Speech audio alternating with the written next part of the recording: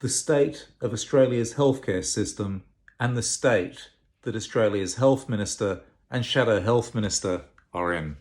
G'day, my name is Charles Mackenzie, and today's video is about the state of Australia's healthcare system and the condition of our health ministers. There he is. There's Australia's Health Minister, Greg Hunt. This is one of my favourite photos of Greg, because behind him is the predecessor, Australia's Health Minister, Susan Ley, equally useless. And there she is looking on. She got sacked, of course, being caught out flying at 38,000 feet, keeping up her private jet licence, her pilot's licence. She was off to a champagne cocktail party for one of her rich mates, using our taxes to fund her lifestyle. What a corrupt person that is, and was replaced by this sort of Frank Spencer-like character. Do you know Frank Spencer from Some Mothers Do Have 'Em? Quite a number of people in our group refer to Greg Hunt as sort of evil Frank Spencer. Betty! Frank Spencer. Evil little man, and doesn't give two hoots about health. And in fact, for the last few decades, I think the last person that we had with any medical qualifications in the health portfolio was Dr. Michael Waldridge, and that was, I think, 25 years ago. And now we've just got these careerist politicians, and that's the Australian Health Minister. So what of Australia's Shadow Health Minister? And here he is, Mark Butler. It's not the best impersonation. He's a strange character. I can't really impersonate either of them, but because they're quite similar. I find Greg Hunt and Mark Butler quite similar. I mean, neither one of them is an oil painting. You know, they both got a bit of the Frank Spencers about them, don't they? But they say that politics is Hollywood for ugly people. And on that score, he's a real star, isn't he, Mark Butler? So why am I making this video? You know, I don't really care about politicians' looks. I mean, we don't have them for their looks. If that was the case, we'd never have had any politicians at all, would we? And Julie Gillard would never have been Prime Minister.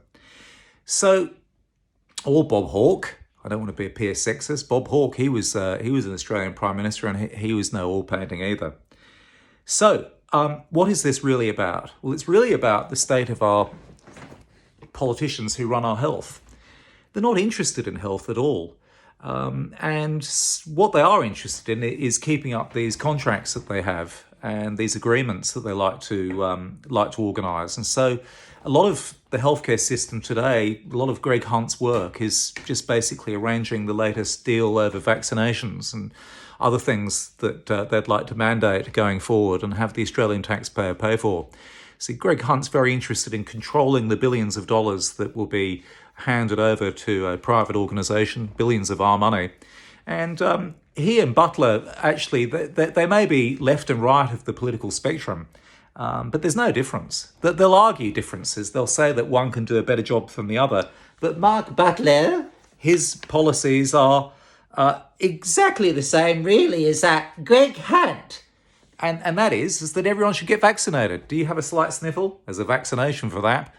There's 1,001 apps on your phone, and there's 1,001 vaccinations that Greg Hunt is going to give you for any given Sunday or any given flu.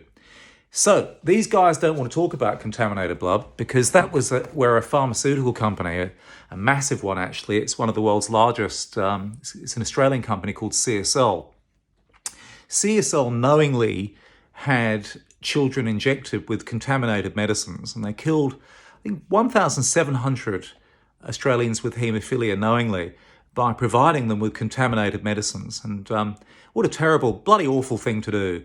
And I represent survivors who were knowingly provided contaminated blood by a healthcare system run by an arsehole. Sorry, I lost them there. Run by that corrupt arsehole there. Greg Hunt, yeah, I'll never do anything for contaminated blood, not ever. You wait and see. Or there is this other equally useless man, Mark Butler, who wrote a letter to us saying that whilst contaminated blood, people ending up with viruses, was an injustice, he can't do anything about it because he's Mark Butler and he's a stooge of the pharmaceutical companies, just like Greg Hunt. What a terrible situation we have down under. Thank you.